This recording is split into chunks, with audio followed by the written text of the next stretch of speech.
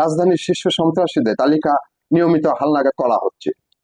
DMP commissioner, আমি বলবো শুধু শীর্ষ সন্ত্রাসীদের কেন, চুনিপুটিদের না কেন, শুধু চুনিপুটি সহকারে যত রকমের সন্ত্রাসী আছে, যেমন ছিটকা সন্ত্রাসী, ফিসকুম সন্ত্রাসী আছে, প্রত্যেকের তালিকায় হালনাগাদ করা উচিত।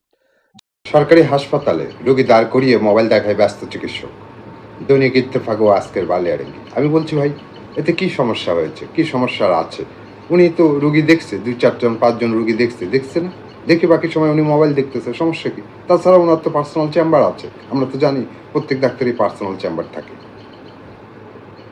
পিতা শরীফুল ইসলামের সাবলে আঘাতে পুত্র নুরুজ্জামান গুরুতর আহত হন। পরে প্রতিবেশীরা তাকে উদ্ধার করে রংপুর বদরগঞ্জ উপজেলা স্বাস্থ্য কমপ্লেক্সে নিয়ে যান। কর্তব্যরত চিকিৎসক পরীক্ষা নিরীক্ষার পর তাকে মৃত ঘোষণা করেন।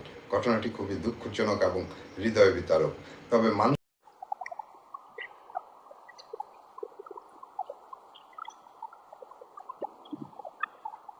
ঠাকুরগাঁও রেলওয়ে স্টেশন এলাকায় মাদক বিরোধী অভিযানে 2 জনের কারাদণ্ড।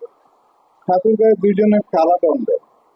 ঠাকুরগাঁও রেলওয়ে স্টেশন এলাকায় মাদক বিরোধী অভিযান চালিয়ে 2 জনের কারাদণ্ড করেছে। ঠাকুরগাঁও সদর উপজেলা রেলওয়ে স্টেশন এলাকায় অভিযান চালিয়ে আব্বাস আলী শাইখ ও রাসেল 38 নামে 2 জনকে কারাদণ্ড প্রদান করেছে মাদকদ্রব্য নিয়ন্ত্রণ অধিদপ্তর। পরে আটক 2 জন নির্বাহী ম্যাজিস্ট্রেটের ভ্রাম্যমাণ আদালতে হাজির করা হলে আদালত তাদেরকে প্রত্যেককে 1 মাস করে কারাদণ্ড প্রদান করে। ঠাকুরগাঁও রেলওয়ে স্টেশন এলাকায় মাদক বিরোধী অভিযানে 2 জনের কারাদণ্ড। ঠাকুরগাঁও সদর উপজেলা রেলওয়ে স্টেশনের এলাকায় অভিযান চালিয়ে আব্বাস আলী শাইখ ও রাসেল 38 নামে 2 জনকে আটক করেছে মাদকদ্রব্য নিয়ন্ত্রণ অধিদপ্তর। পরে আটক 2 জনকে নির্বাহী ম্যাজিস্ট্রেটের ভ্রাম্যমাণ আদালতে হাজির করা হলে আদালত তাদের প্রত্যেককে 1 মাসের কারাদণ্ড প্রদান করেন।